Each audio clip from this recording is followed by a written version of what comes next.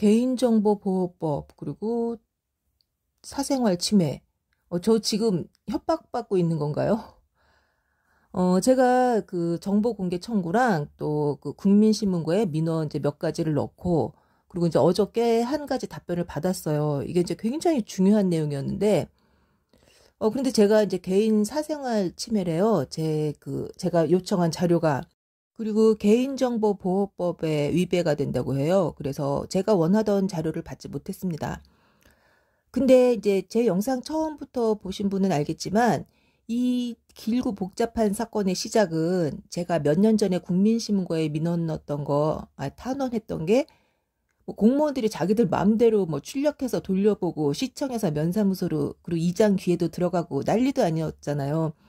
그래서 제가 마을에서 쫓겨났고 이사단이 난 건데 저한테 뭐 새삼스럽게 뭐 개인정보보호법 뭐 사실 반감이 들긴 하는데 근데 법임은 지켜야죠. 그래서 이제 좀 객관적으로 판단을 받고 싶습니다. 제가 계속 이들이 밀고 가도 될지 아니면 다른 방법을 찾아도 될지. 왜냐하면 제가 이제 지금까지 올렸던 영상 그리고 이제 앞으로 밝히려고 하는 내용들을 만약에 이제 이런 잣대를 기준으로 한다면 이제 또다시 논란이 계속될 수 있거든요. 중앙탄 면사무소에서 이제 사생활 침해라고 주장하는 자료가 뭐냐면요. 이 마을에 작년에 수해가 났었거든요. 그래서 이제 막 집도 잠기고 또 그 논에 토사가 밀려들어서 논을 아예 못 쓰게 돼 버렸어요. 그래서 이제 저는 그때 수해 현장을 그 뭐라 그래야 돼? 뭐 방문이 아니라 하여튼 확인한 공무원 그리고 그 수해 대책을 세운 공무원이 누군지를 물었습니다. 그리고 또 하나는 또 작년이죠. 작년에 이제 마을 관정이 고장이 났다고 수리비 850만 원을 받았어요. 그래서 그때 현장을 현장을 확인한 공무원이 2명이라 그랬거든요. 그래서 그 사람들이 누구냐고 물었습니다. 근데 이제 중앙탄면 면사무소에서는 이게 사생활 침해, 이제 개인정보 보호에 위배된다는 답변으로 알려주지 않았습니다. 그러니까 수해 현장에 대해서는 나중에 이제 배수로를 만든 공사 담당자 한 사람 가리켰고요. 이 관정 확인한 공무원은 한 사람만 알려줬습니다. 제가 요청한 전문을 그냥 올려볼게요. 2번 2023 혹은 2024년 봉황리 능암마을 교회 주변 수해 복구와 주변 배수로 공사비를 승인 및 결제해준 담당자 직함과 성함 알려주십시오. 현장 확인한 직원이 있다면 직함과 성함 알려주십시오. 3번 2023년 봉황리 능암마을 관정 수리 시 현장 확인한 담당자가 2분이라고 확인했습니다. 직함과 성함 알려주십시오. 이 정도가 개인정보법에 위배가 된다고 하면요. 저는 지금까지 했던 모든 얘기 그리고 또 이제 앞으로 해야 될 얘기를 할 수 없습니다. 이게 기준이면. 그러니까 이건 이번에는 자료를 다 줄 수 없습니다. 뭐 단순히 이게 아니라 너 앞으로 이 기준에 맞춰서 말 조심해라. 이런 압박으로 해석될 수도 있는 겁니다. 뭐 확대 해석으로 보일 수도 있는데요. 저는 이분들을 상대하면서 저의 모든 상식을 그냥 지웠습니다. 그래야 살 수 있었어요. 이번 일만 해도 이제 공무원들이 근무 시간에 이제 공적인 업무로 출장을 갔어요. 그리고 그 출장의 결과 몇 천만 원의 혈세가 사용됩니다. 그런데 그게 개인정보라고 하니까 뭐 앞으로 어떤 변수가 있을 거라고 제가 예상할 수 있겠어요. 그래서 어쨌든 그 현장을 방문한 공무원이 3명이라고 전 들었는데 그 사람들에 대한 정보는 받을 수 없었습니다. 그리고 또 관정 사고 현장에도 무슨 팀장도 나왔었대요. 그런데 이제 처음 듣는 이름 이제 한 사람의 정보만 받을 수 있었습니다. 근데 저는 사고 현장에 누가 왔었는지를 왜 이렇게 캐물었을까요? 이건 진짜 제 얘기보다 피가 더 거꾸로 솟는 얘기입니다. 이걸 제가 나중에 이제 한 편 따로 만들 수 있을지 모르겠는데요. 이제 그걸 보시게 되면, 제가 왜 이 나라의 농촌이 걱정돼서, 그리고 뭐 이 줄줄 새는 세금이 안타깝고, 정말 나라의 미래까지 걱정이 돼서, 이러고 있는 게 아마 좀 이해가 가실 겁니다. 어쨌든 이제 그때 몇 천만 원이 지급이 됐어요. 수해복구비로. 근데 정작 피해자들한테는 가지 않았습니다. 그래서 그 피해자들은 이제 지금도 고통받고 있거나, 아니면 농사를 지어야 되니까 자기 돈으로 해결을 하거나 그런 상황입니다. 근데 이제 가장 중요한 건 사실 그 사고 원인이죠. 근데 이건 누가 봐도 이장의 과실이 대부분이거든요. 그런데 현장을 확인한 공무원들은 천재지변으로 보고합니다. 그리고 또 이제 복구를 위해서 많은 돈이 지원되는데 대부분 이장을 위해서 사용됐어요. 그리고 또 하나 이제 제가 국민신문건 어떤 거 이제 답변이 나왔어요. 이건 이제 17일 날 나왔는데, 이제 왼쪽에 1번 신청 접수 후에 이제 2번, 3번, 그리고 4번 완료의 표시가 돼 있으면 이제 답변이 나왔다는 뜻입니다. 근데 진짜, 이 충주 공무원분들 진짜 대단해요. 그러니까 제 그 민원이 뭐였냐면, 이장이 그 국유지를 이제 훔치기 위해서 그 도로 부지를 점유하고 정작 도로를 이렇게 사유지를 우회해버렸잖아요. 근데 그 우회한 사유지가 지목이 바로 산입니다. 근데 이 산은 더 까다로워요. 그러니까 내 산이라도 마음대로 할 수 없거든요. 나무도 함부로 벨 수 없고. 그래서 이제 저는 물론 이제 토지 사용 승낙서도 필요하고 또 이 산지 전용? 하여튼 뭐 이 산을 이렇게 써도 되냐 뭐 이런 거에 대한 신고와 허가 절차가 다 이루어졌는지를 물었습니다. 근데 답변이 어떻게 왔냐 하면 항공사진 확인 등을 통하여 산지관리법 위반 여부를 검토하여 처리할 계획임을 알려드립니다. 이렇게 왔어요. 그러니까 한마디로 우리가 알아서 할게 이거죠. 항공사진을 통해서 뭐 산지관리법 위반 여부를 검토한다. 이거는 저한테 답변을 주기 위한 과정이고 수단인 것이지 이게 저한테 줄 답변은 아닌 거죠. 처리할 계획이 아니라 어떻게 처리할 것인지에 대한 답을 저한테 줘야 되는 거죠. 그러니까 제가 받아야 할 답변은 그 산지 전용에 대한 신고나 허가가 이루어졌는지에 대한 것이지 이제 조사할게요가 아닌 거죠.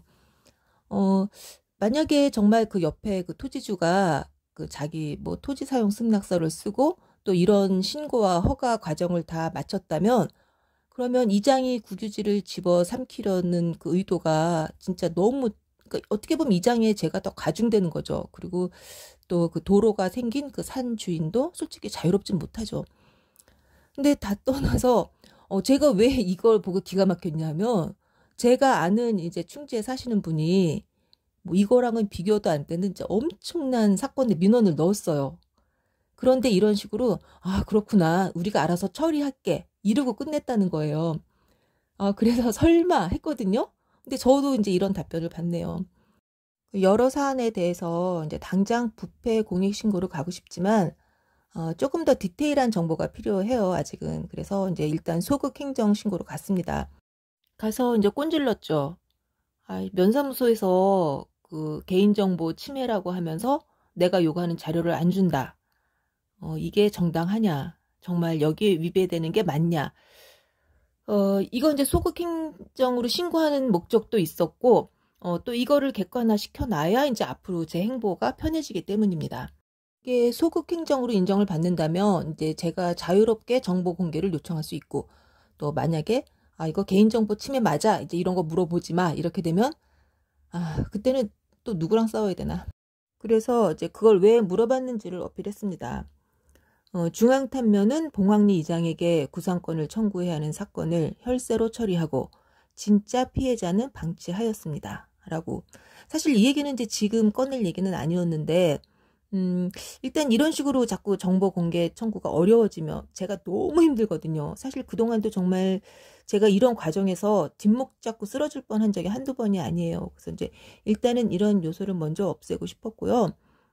제가 공무원들이 이상해요 라고 했을 때 만약에 청와대래 시청 감사실에서 그래도 묻지 마세요 라고 한다면 어떻게 보면 그 의혹과 비리를 감싸려는 제스처로 보일 수도 있는 거죠. 그러면은 그런 오해를 받지 않기 위해서라도 조금이라도 더 공정을 기해주지 않을까. 그리고 이제 판단하는데 좀 도움이 되시라고 제가 그 이유를 좀 밝혔습니다. 우선 한 가지를 못 박았어요. 국민의 혈세가 지출된 만큼 현장을 확인한 공무원이 기밀사항이어서는 안 될 일이고 그럴 이유도 없다고. 내까짓 게 못 박아봤자지만 그리고 이제 본격적인 민원 사항을 넣었습니다. 1번. 청구 내용 중 어느 부분이 사생활 침해에 해당되는지 구체적으로 알려주십시오. 업무 시간, 업무에 의한 동선이 사생활인지도 답변해 주십시오. 그리고 민원 2번. 요청한 대로 수해 현장을 확인한 공무원, 수해 복구 담당자, 관정 수리 현장을 확인한 공무원을 알려주십시오. 원래 목적이 이거였으니까요. 그리고 3번. 제가 요청한 3, 4항목은 이장의 과실로 구상권을 청구해야 하는 사안입니다. 특히 항목 3은 중앙탄면 봉황리 땡땡땡 번지의 논을 밭으로 변경하며 배수로 없이 성토하는 바람에 그 마을이 생긴 이래 처음으로 수해를 입게 된 것입니다. 이에 면은 이장에게 구상권을 청구하기는커녕 수해 복구를 이장에게 일임하여 진짜 피해자들을 자비로 복구하거나 지금껏 복구가 되지 않아 피눈물을 흘리는 상황입니다.